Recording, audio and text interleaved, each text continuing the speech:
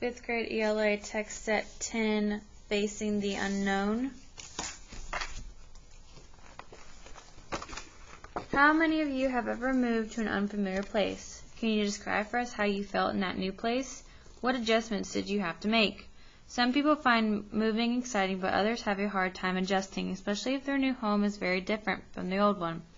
This book is about a boy who moves to a different country where he can't speak the language very well. It's called King of the Sky. The author is Nicola Davis and the illustrator is Laura Corling.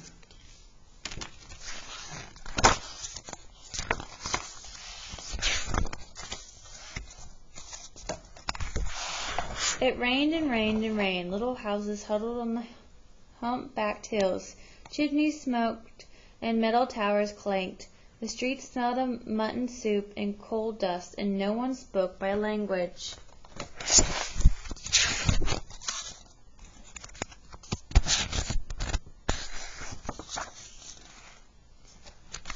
All of it told me this is not where you belong.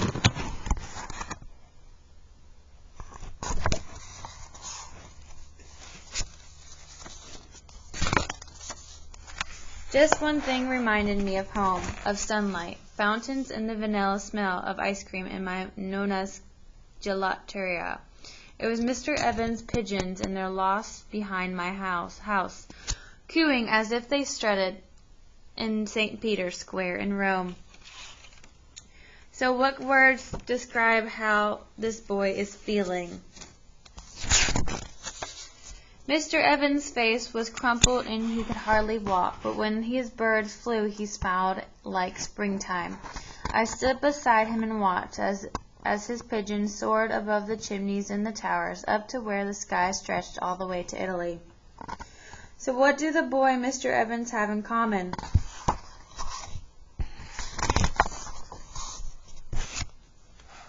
A lifetime working in a coal mine had taken Mr. Evans' breath away.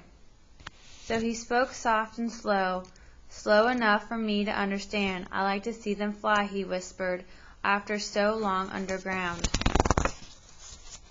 Every day I came to see the pigeons. I'm training them to race, Mr. Evans said, and this one's going to be a champion. He put a pigeon in my hands. I felt its small heart racing underneath my finger. In the push and power of its wings, its head was whiter than a splash of milk. Its eye blazed fire. Name him and he's yours, the old man said. I didn't have to think. Re del Cielo, I replied, King of the Sky. So the mood is shifting in the story now. Do you think the name the boy chose for his pigeon is important? What does it imply? Mr. Evans showed me how to catch the birds and slip them into a basket. Then we'd wheel the basket to the station in a burro. How far today? Then Mr. Evans, the station master, would ask. My friend would name a station up the line. 5 miles, 10 miles, 20 miles away, a little farther every time. They don't need a map like we do, Mr. Evans told me. They're born knowing how to find their way. All they need is a bit of practice.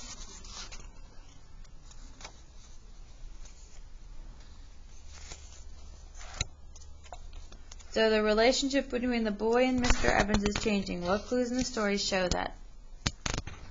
Back at the loft, we'd wait, eating Mrs. Evans' Welsh cakes and squinting up into the light. Look out now, Mr. Evans would say. Keep those young eyes on yours well peeled.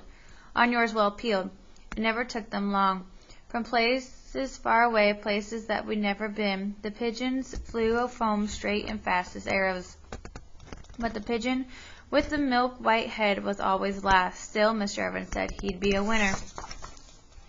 He's a hero, the old man wheezed, like the pigeons in the war, carrying messages even when they were shot. Just you wait and see.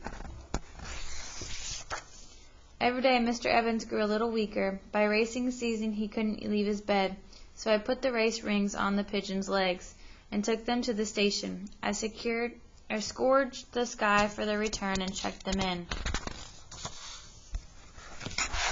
Mr. Evans' bedroom wall was papered with their winnings, but not one for Re del Cielo, my King of the Sky. He's got the wings for distance, Mr. Evans breathed. Here's the race he's waited for. He handed me the entry form. King of the Sky would go to Rome by train, then race back 1,000 miles and more. I smoothed his feathers, looked into his eyes, and put him into the basket for the journey. A part of me was going with him. I wasn't sure it would come back. So the boy says, part of me was going with him. I wasn't sure it would come back. What do you think he means? The race day dawned. A storm blew in.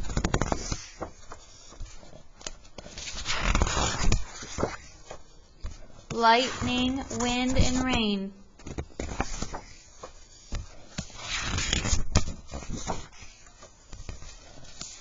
I waited for 2 whole days and nights, but the pigeon with the milk-white head did not return.